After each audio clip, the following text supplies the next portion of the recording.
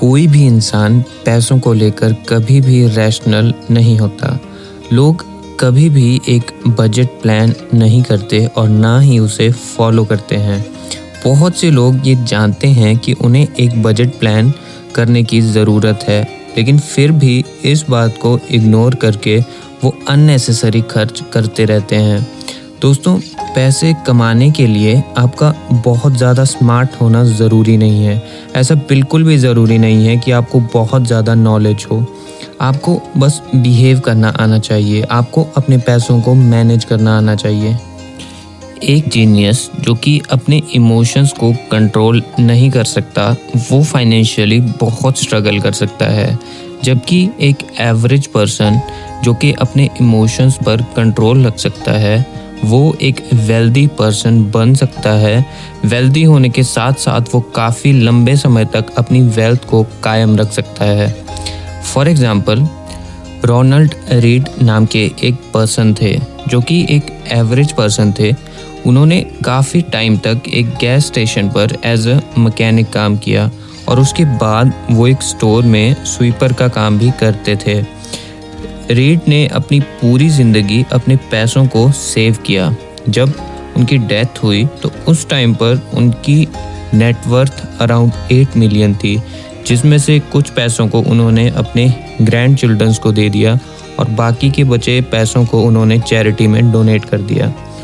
Ronald से बिल्कुल opposite एक और पर्सन थे जिनका नाम रिचर्ड फूकॉन था, जो कि हार्वर्ड यूनिवर्सिटी से पढ़े हुए थे और एक बहुत ही अच्छी कंपनी में एक सीनियर एग्जीक्यूटिव भी थे।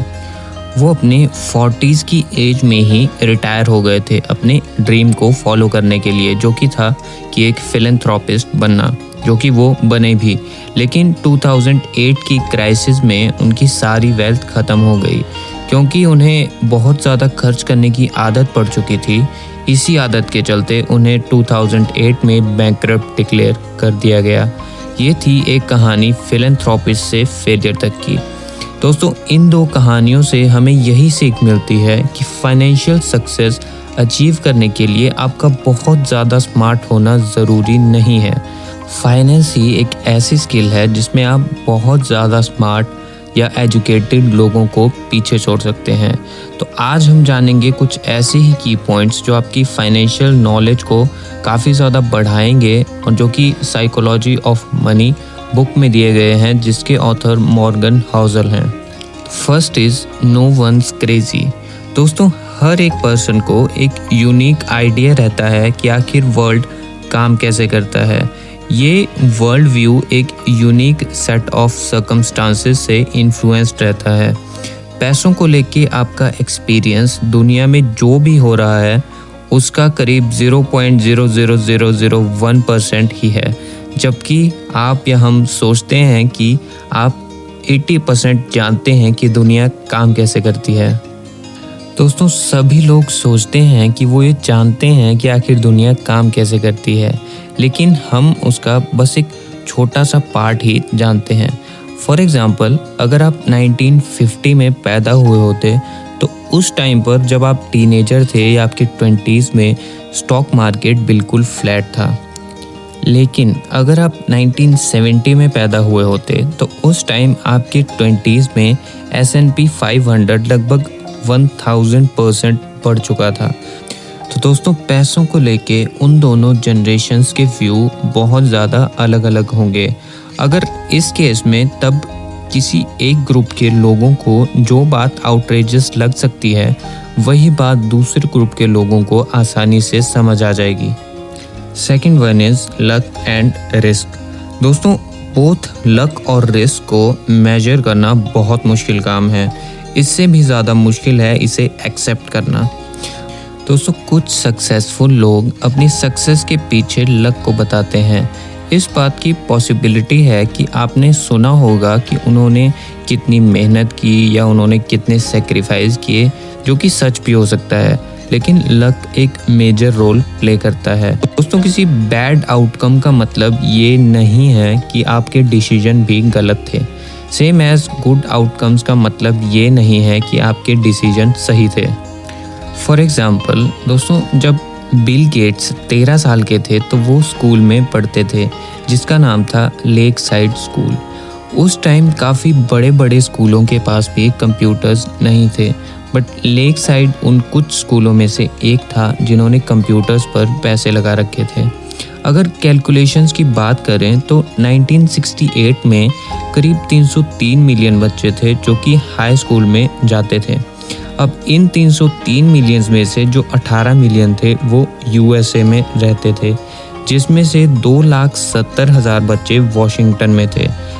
उन 2,70,000 में से सिर्फ 300 बच्चे ऐसे थे जो कि लेक साइड स्कूल में पढ़ते थे, यानी 303 मिलियन में से सिर्फ 300 ऐसे बच्चे थे जिनके पास कंप्यूटर्स थे, और बिल उन 300 में से एक बच्चे थे। बिल गेट्स ये खुद मानते हैं कि अगर लेक साइड स्कूल नहीं होता तो शायद आज माइक्रोसॉफ्ट भी नहीं होता। लेकिन क्या आप केंट एवंस के बारे में जानते हैं? दोस्तों, केंट बिल के एक बहुत ही अच्छे दोस्त थे जो कि बिल के मुताबिक मैथ के एक जीनियस थे और आगे चल के शायद माइक्रोसॉफ्ट के को-फाउंडर भी बनते, लेकिन हमने आज तक उनका नाम नहीं सुना। तो ऐसा क्यों? क्योंकि जब वो हाई स्कूल में थे तो एक बार माउंटेनियरिंग करने गए थे और वहाँ उनकी गिरकर डेथ हो गई थी। दोस्तों, हर साल 1 मिलियन में से 1% की माउंटेनियरिंग से डेथ होती है और केंट उनमें से एक थे। ये उनका बैड लक था। दोस्तों, बिल और केंट दोनों को ही लक ने फेवर किया था, लेकिन इन ऑपोजिट डायरेक्शन। दोस्तों, लक और रिस्क दोनों एक रियलिटी हैं कि लाइफ में हर एक आउटकम हमारे एफर्ट्स के अलावा और फोर्सेस से भी गाइडेड रहता है। ये दोनों इसलिए होते हैं क्योंकि वर्ल्ड बहुत ज़्यादा कॉम्प्लेक्स है to allow your 100% of your actions to dictate 100% of your outcomes.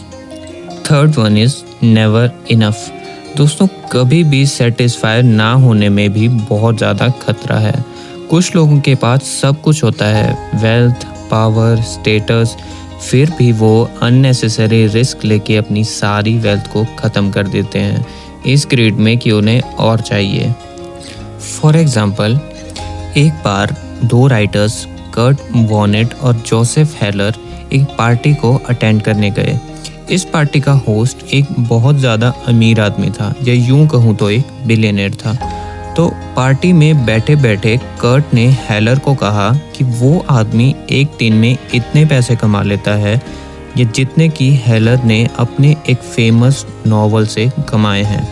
तब हेलर ने इसका एक बहुत ही अच्छा जवाब दिया, हाँ, मैं ये मानता हूँ कि वो एक दिन में बहुत से पैसे कमा लेता है, बट मेरे पास वो है जो शायद उसके पास कभी नहीं होगा।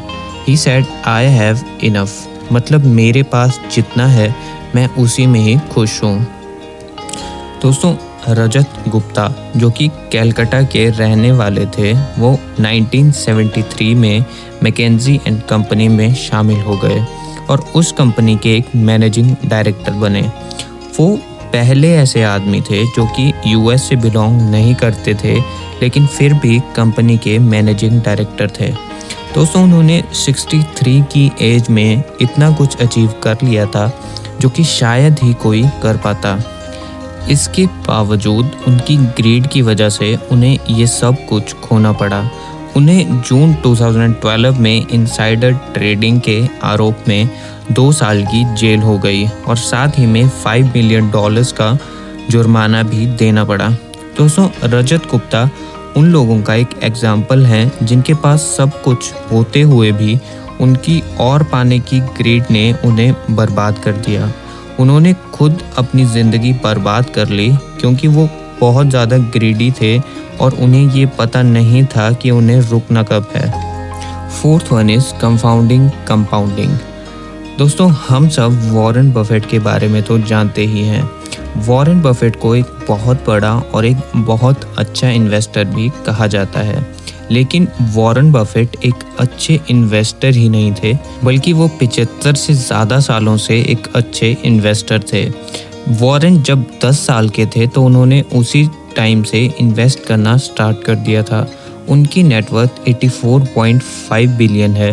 जिसमें से करीब 99% वेल्थ यानी कि करीब 84.2 बिलियन डॉलर्स उन्होंने अपने 50th बर्थडे के बाद कमाए हैं, जिसमें से करीब 81.4 बिलियन उन्होंने तब कमाए जब एक नॉर्मल पर्सन रिटायरमेंट ले लेता है।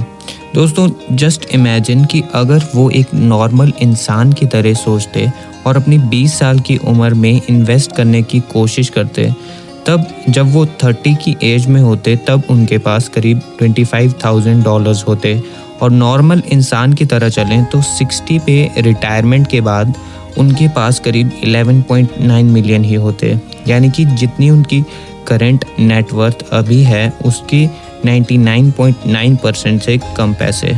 This is the power of compounding. दोस्तों आप में से कुछ लोगों ने जिम साइमंस का नाम सुना होगा। जिम साइमंस हेज फंड के हेड हैं, जिन्होंने 1988 से पैसों को करीब 66% के कंपाउंड रेट से कंपाउंड करना स्टार्ट किया, जबकि वॉरेन बफेट ने 22% रेट के साथ कंपाउंड करना स्टार्ट किया था। दोस्तों साइमन की नेटवर्थ 23 बिलियन है, जबकि वॉरेन की नेटवर्थ 84.5 बिलियन है। अब इसका रीज़न है कंपाउंडिंग। साइमन ने अपनी 50s में इन्वेस्ट करना स्टार्ट किया था, जबकि वॉरेन ने 10 साल से ही इन्वेस्ट करना स्टार्ट कर दिया था। अगर साइमंस भी करीब 10 साल की उम्र से इन्वेस्ट करना स्टार्ट करते एट 60% कंपाउंडिंग रेट, तो आज उनकी नेटवर्थ करीब 63 क्विंटिलियन होती। This is the power of compounding. दोस्तों अगर आप भी अपने पैसों को कंपाउंड करना चाहते हैं तो इसका एक बेस्ट तरीका है किसी स्टेबल कंपनी के शेयर्स को लॉन्ग टर्म के लिए होल्ड करके रखना। तो दोस्तों आज की वीडियो के लिए बस इतना ही। आशा करता हूँ कि आपको ये वीडियो पसंद आई होगी। अगर आपको ये वीडियो पसंद आई है तो वीडियो को लाइक ज़रूर करना, और अगर आपको इस वीडियो से ज़रा भी नॉलेज मिली हो तो उसे अपने दोस्तों के साथ शेयर करना बिल्कुल भी मत भूलना।